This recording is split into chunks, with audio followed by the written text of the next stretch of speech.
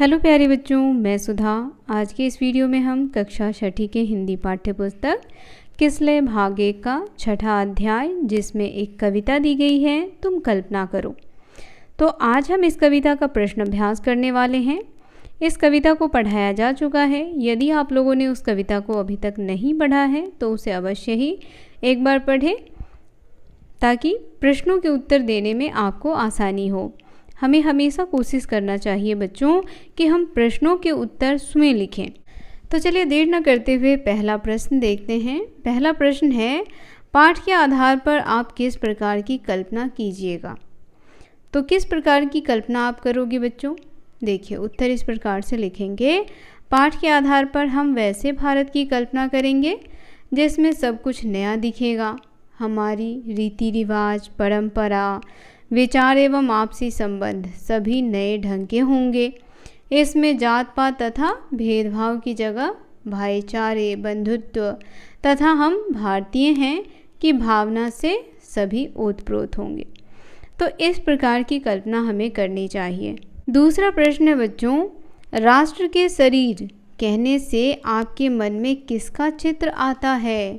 आप क्या सोचते हो? देखिए, उत्तर होगा राष्ट्र के शरीर कहने से हमारे मन में देशवासियों का चित्र बनता है, क्योंकि देश की सुरक्षा, उसका विकास, संप्रभुता एवं शक्ति देशवासियों में निहित होते हैं।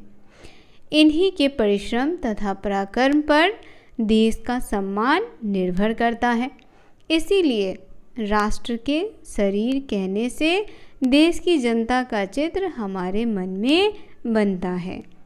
अगला प्रश्न है, चित्तौड़ के प्रताप की कहानी हमें क्या सिखाती है? तो बच्चों, महाराणा प्रताप की कहानी से हमें यह सीख मिलती है कि हमें कभी भी किसी की अधीनता स्वीकार नहीं करनी चाहिए। जिस प्रकार महाराणा प्रताप ने कभी भी मुगलों की अधीनता स्वीकार नहीं की और स्वतंत्र रूप से, चाहे जीवन में कितना भी कष्ट आया, उसे झेलते हुए आगे बढ़ते गए, तो हमें भी उनकी तरह बनना चाहिए।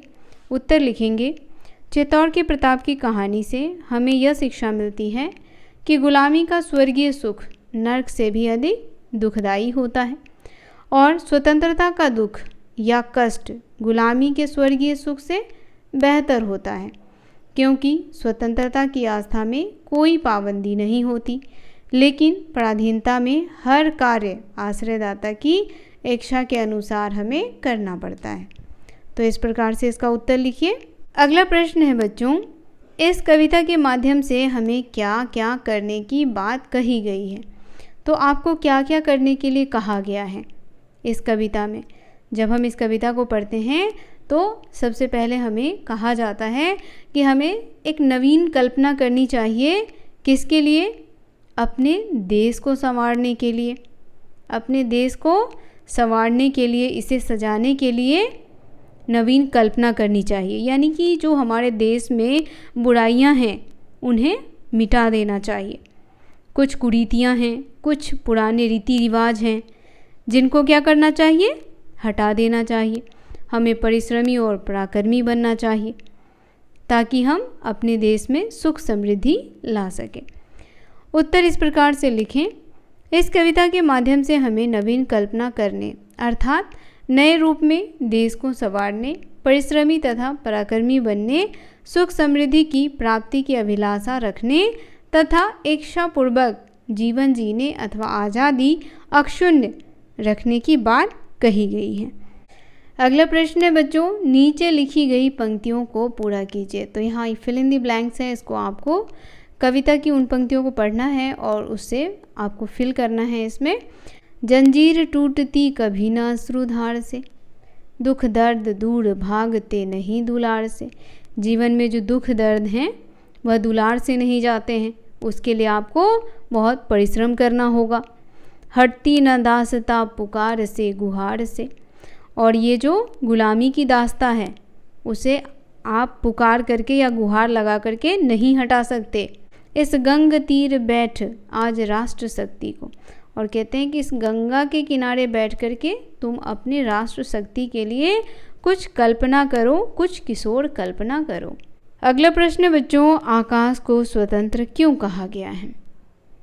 तो इसका उत्तर लिखेंगे आप। आकाश को स्वतंत्र इसलिए कहा गया है क्योंकि इसमें कोई भी बेरोक टोक विचरण करता है, चाहे पक्षी हो या कोई अन्य जीव।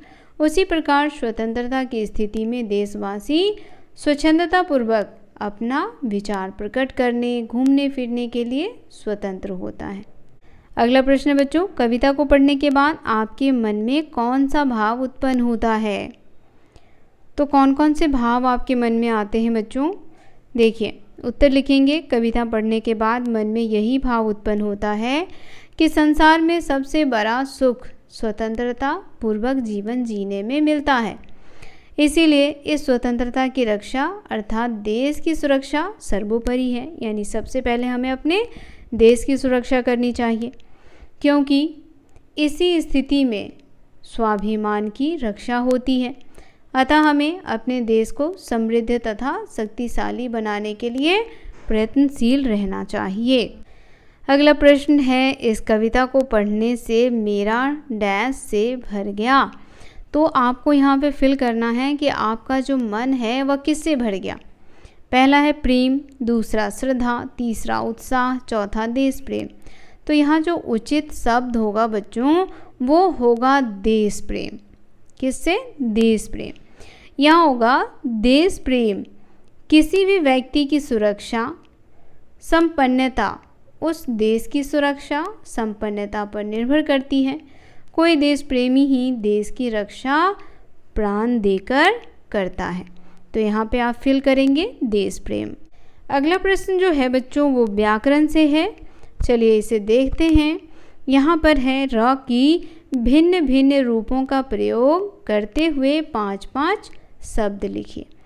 अब जैसे यहाँ पहला शब्द है आपका उम्र, तो इसी प्रकार से आपको 5 शब्द और लिखने हैं। तो ये हो गया आपका क्रम, उसके बाद भ्रम, उसके बाद नम्र, उसके बाद हो गया बच्चों श्रम और प्रण। तो इस प्रकार से आपको क्या करना है, जैसे इसमें आप देख रहे होंगे उम्र, इसमें र आता है ना उच्चारण में, क्रम र आता है, भ्रम इसमें भी र आता है। तो हम र का प्रयोग कैसे कर सकते हैं, किन किन रूपों में कर सकते हैं, यहाँ पर वही बताया गया है। अब देखिए जो अगला हमारा है शब्द, उसमें देखिए कर्म, यहाँ र जो है वो रेफ की तरह है। धर्म, उसके बाद है मर्म, उसके बाद है पर्ण, उसके बाद है बच्चों धैर्य और कार्य। तो यहाँ पे र रेफ में आया है, देखिए इस रूप में आया है। यहाँ पे अगर हम लिखते हैं कार्य, तो ये जो आप देख रहे हैं ये किसका उच्चारण करता है, र का उच्चारण करता है। और पहले वाले में जो आपने पढ़ा उम्र, तो यहाँ पर जो ये है मौ में आप देख रहे होंगे इस प्रकार से, ये किसका उच्चारण करता है, र का। ठीक है। अब अगला देखिए, अगला में है ट्रक, दूसरा शब्द है राष्ट्र, तीसरा है उष्ट्र, चौथा है मेट्रो, पांचवा है ट्राम और छठा हो गया बच्चों ड्रम।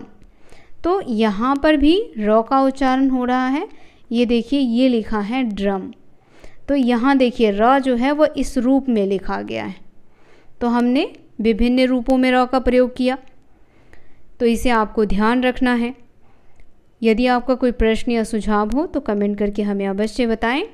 चलिए अगला प्रश्न देखते हैं। अगला प्रश्न है बच्चों, निम्नलिखित उपसर्गों से 2-2 शब्द बनाइए।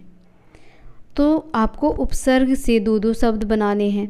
तो सबसे पहले आपको किसके बारे में जानना होगा, उपसर्ग के बारे में। क्या आप उपसर्ग के बारे में जानते हैं? यदि हाँ तो बच्चों आप हमें कमेंट में बताएं कि उपसर्ग किसे कहते हैं। चलिए तब तक मैं उन बच्चों को समझाती हूँ जिन्हें नहीं पता है कि उपसर्ग क्या है। अब देखिए बच्चों, उपसर्ग उस शब्दांश या अवयव को कहते हैं जो किसी शब्द के पहले आकर के लग जाता है और उसका अर्थ बदल देता है, यानी उसमें एक विशेष अर्थ प्रकट कर देता है, तो उसे कहते हैं उपसर्ग। अब उप जो है वह 2 शब्दों से मिलकर के बना हुआ है। एक शब्द है उप और दूसरा शब्द है सर्ग। कौन सा शब्द है? सर्ग। अब इसका अर्थ क्या होगा? देखिए बच्चों, उप मतलब होता है समीप। उप का अर्थ क्या होता है? समीप। या कह सकते हैं पास। और सर्ग का अर्थ क्या होता है बच्चों? सर्ग का अर्थ होता है सृष्टि करना, रचना करना। यानी जब हम उपसर्ग का प्रयोग करते हैं किसी शब्द के साथ तो वह क्या करता है? एक नए शब्द की रचना करता है जिसका अर्थ कुछ अलग ही होता है। अब जैसे यहाँ देखिए, एक हम शब्द लेते हैं। हमने शब्द लिया शांति। हमने क्या शब्द लिया? शांति। और इसके आगे एक उपसर्ग लगा देते हैं अ। हमने इसमें एक उपसर्ग लगा दिया अ। अब बच्चों बताइए क्या हो जाएगा यहाँ पर? तो ये क्या शब्द प्रकट कर रहा है? ये हो गया अशांति। क्या हो गया बच्चों? अशांति। अशांति का अर्थ क्या होता है? शोर शराबा, हल्ला गुल्ला। और शांति का मतलब क्या होता है?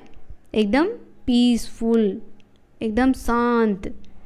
तो देख लिया आप लोगों ने किस प्रकार शांति शब्द के आगे जब हमने उपसर्ग अ लगाया तो उसने उस शब्द का अर्थ जो है वह बिल्कुल परिवर्तित कर दिया और वह शब्द क्या बन गया? अशांति। उसी प्रकार से एक और शब्द लेते हैं। हमने लिया वो शब्द हार। क्या लिया? हार।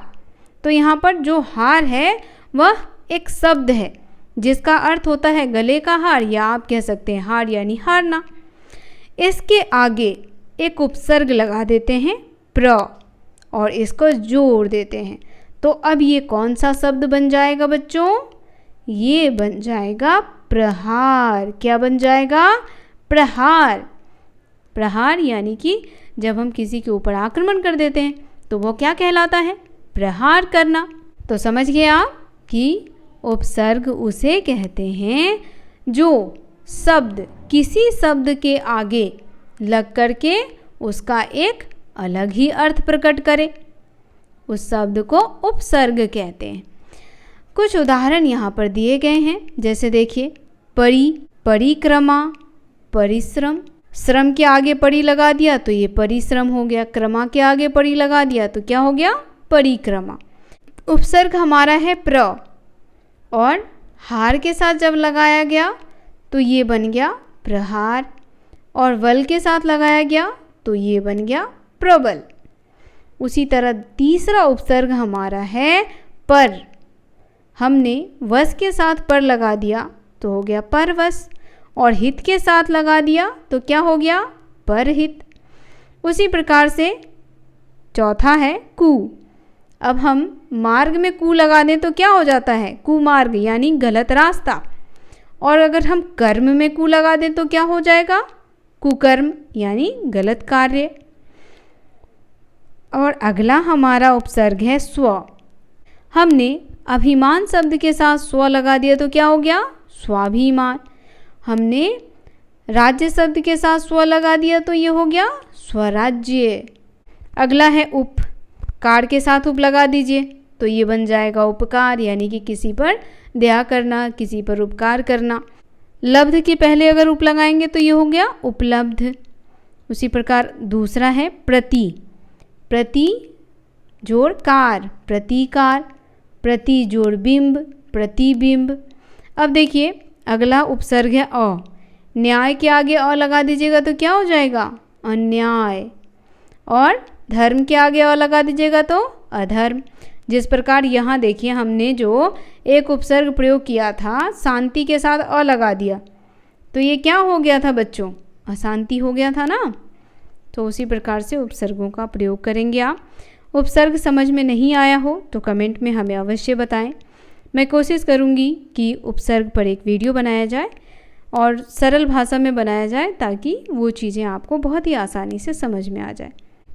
तो बच्चों, प्रश्न अभ्यास का ये वीडियो यहीं समाप्त होता है। वीडियो कैसा लगा कमेंट करके बताना बिल्कुल ना भूलें।